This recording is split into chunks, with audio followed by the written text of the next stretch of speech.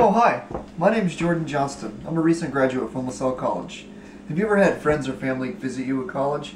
You want to take them around the dorm? See your college life? You stumble into the cafeteria and they're serving minced meat and boiled cornstalk. Boiled cornstalk? What is that? Who's back there? A scarecrow? Anywho, here I am to help you cook a very delicious and inexpensive meal to feed you as well as your visitors.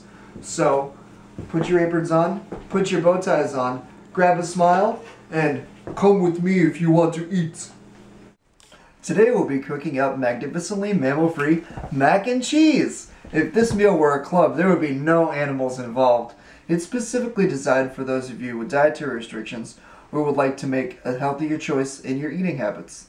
It'll wet every one of your whistles, every last whistle.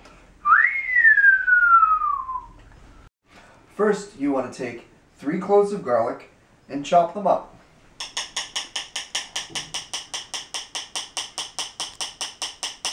Then add a drizzle of olive oil. If you do not have access to roast or fresh garlic, you can use a teaspoon of powdered garlic. I'm going to add it into the pan. This will be handy if your neighbor is a Dracula. It'll fend your neighbor off. We'll leave that there for a little bit on low heat. The next step, you want to take small sweet potato, excellent source of beta carotene.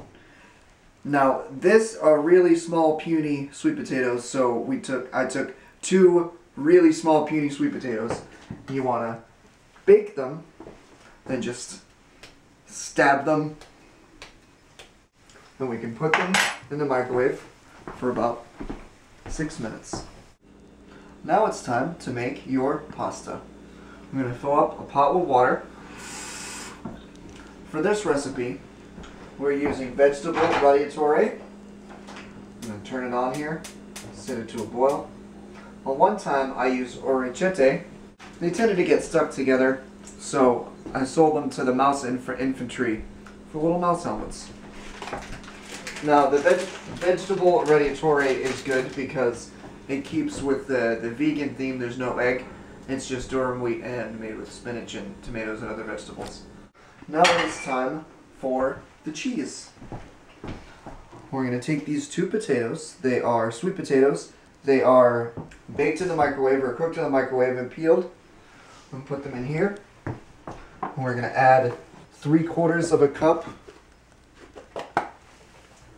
of butternut squash. Later on, we're going to add some nutritional yeast, which is very good high in protein, as well as add sort of the tangy flavor that actual cheese would. If you do not have nutritional yeast, you may, or if you can't find nutritional yeast in your congressional district, you may just add more spices to make up for flavor, and you can serve with the side of beans or quinoa or tofu to make up for the protein discrepancy.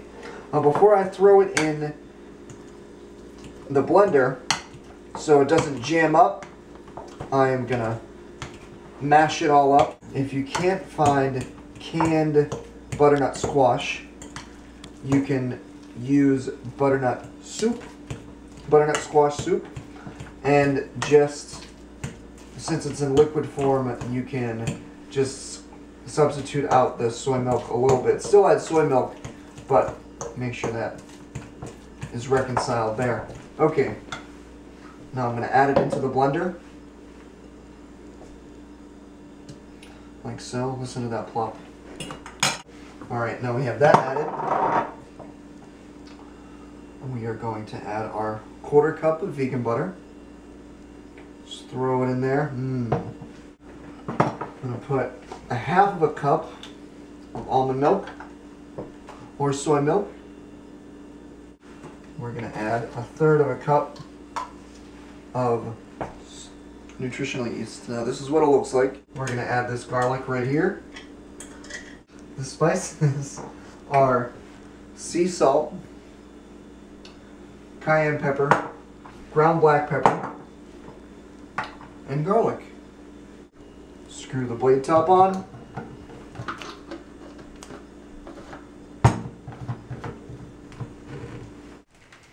We're going to blend it all together.